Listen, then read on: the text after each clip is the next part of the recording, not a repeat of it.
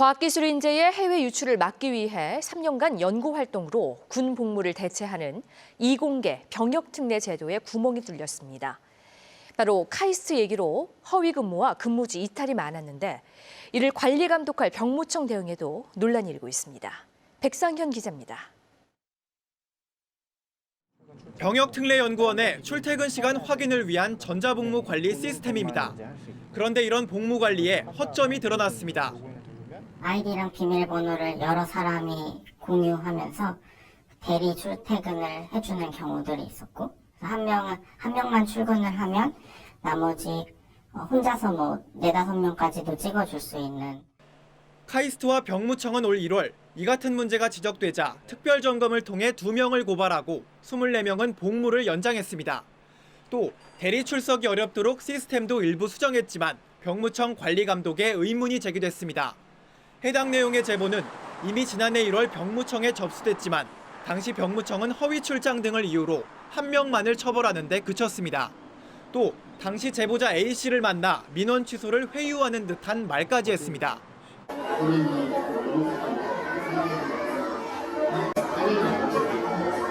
더욱이 올 1월 병무청의 현장 설문조사에서도 제보자는 허위 근무 사실을 안다고 답했는데 익명성이 보장되지 않았습니다. 다 있는 자리에서 저를 제가 제출하고 돌아가려고 하는데 학생 이거 뭐예요? 라고 하면서 불러가지고 위반 알고 있는 거 이거 내용이 뭐고 정확히 뭐냐고 말을 하라고 했습니다. 또 IP와 기숙사 출입 기록 등 허위 출근을 확인할 방법도 알려줬지만 학교 측이 정보 제공을 거부하자 곧바로 조사를 중단했습니다. 저희는 행정기관이지 않습니까? 행정기관 같은 경우 IP 조사를 못해요. 현재 카이스트에서 병역 특례를 받고 있는 전문 연구 요원은 모두 1,040여 명. 관리감독기관의 이상한 일처리에 전문 연구 요원 병역 특례 제도의 신뢰성에 금이 가고 있습니다. KBS 뉴스 백상현입니다. 그런데 이 과정에서 카이스트 측의 대응에도 이상한 점이 많습니다.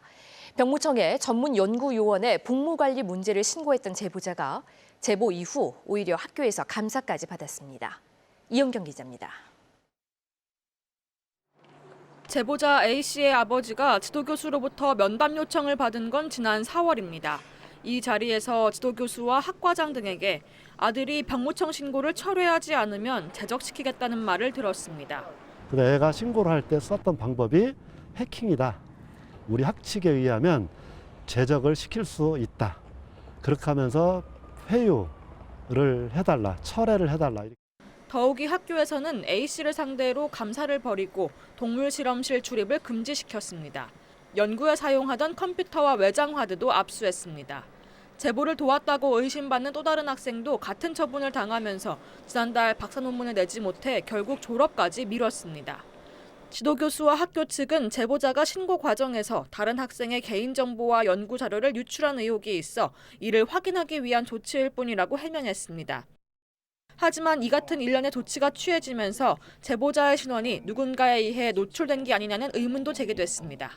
학생회 임원들을 부른 자리에서 학과장님은 신고자를 알고 있다고 말을 했고, 그리고 그 신고자는 그 연구실에 있다라고 말씀을 하셨습니다. 그 모든 조건에 들어맞는 사람은 저밖에 없었습니다.